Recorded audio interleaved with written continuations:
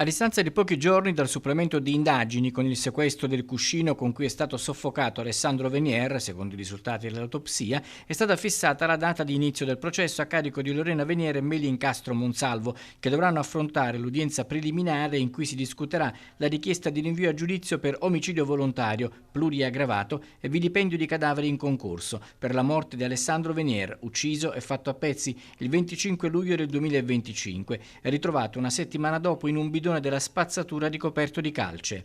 Il giudice Camilla Del Torre, dopo aver ricevuto la richiesta del pubblico ministero Giorgio Minillo, ha fissato l'udienza per l'8 giugno. Il supplemento di indagine con il sequestro del cuscino era stato richiesto dal PM a seguito dell'ultimo interrogatorio a cui si era sottoposta spontaneamente Lorena, la mamma della vittima, finora unica a parlare. Meilin è sempre rimasta in silenzio.